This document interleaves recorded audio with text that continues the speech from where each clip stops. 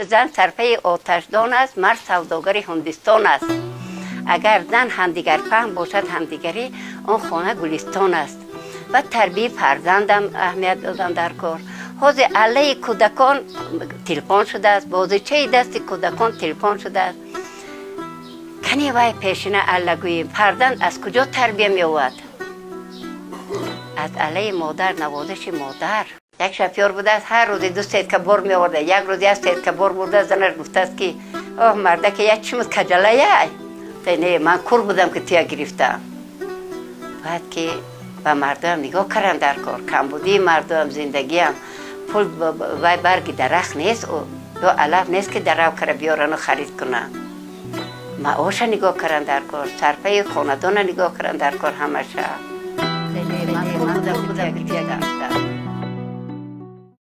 سلام علیکم، انشالله روز همه بخیر باشد.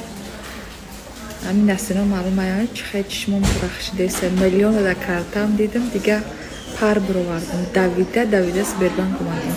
خب دوستان عزیز، شما میتونید که ولی کدوم اگر در روسیه باشین از سبربانک بگیرین، در تاجیکستان باشین از تاجیکستان میگیرین. تاجیکستان در کارت تاجیکی خیلی برای همین نگین که فابریک میلیونر تو نمیکنن.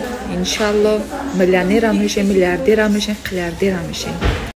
مادران، دخترکو، اپو، خواهرام، مراجعت ما برای شما، برای زنهایی که رنگ ما مادری سرفرزندین، در خانه بکارین، یک در یکون کارخانه دیگه کار میکنین، میخواین که درآمد زیادی داشته باشین. البته که ما زنها ای پول سری نداریم، میخوایم که تا چندی که پول داشته باشیم هم میخوایم که با باشم. برای مراجعت ما برای شما حاضر اجاتون بخزین کار کنین. انشالله صاحبی همه چی میشین. هر 21 روز پس آیلیک میگیرین، پلوس بونوس میگیرین، با پلوس پدرکا پوتیفکا بچان دولت ها بیتوای تکنیک چالای تیلا آخی فابریک روز به روز روزگارشای بهترین کردیسه. روز براش پدرکاش آیلیکاش زیاد شسته. فابریک اگر دروغ میبود در طول 26 سال شرکت محکم میکردن. خودتون فکر کنین.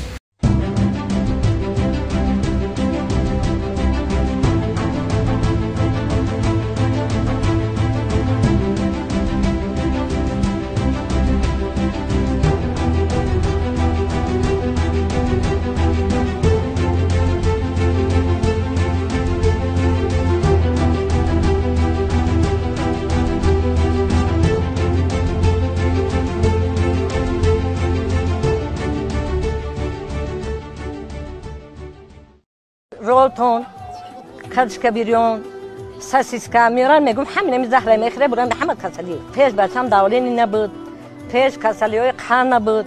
برای چی که خدا نمیخوردن با خدا این خانه در اوقات خاموش بودم نمیرم بگم که ای چقایسای خبرم بر خدا بخوریم و نخود اوقات ملی استادگی بر خدا بخوری. شیر میپزم اور بیرونشون میکنم میروانم میگه خدا میارم میخورم. ای چی کمی مادر میگه تا ای داولینی میگه ای داولینی ای کجا ما داولینی.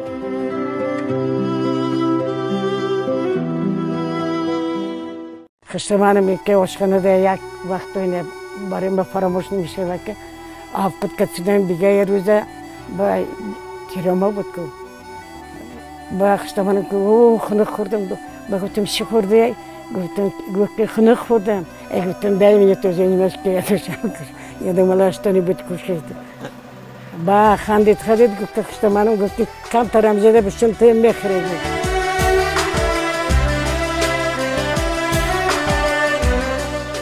دخترها همش یاد گرفتگان میکنن، تمام هنر دارن. اگر نتونن خشتومنا یاد میتین. باز هم صنف 7 8 که خمیر کنن، کلچه میکنن،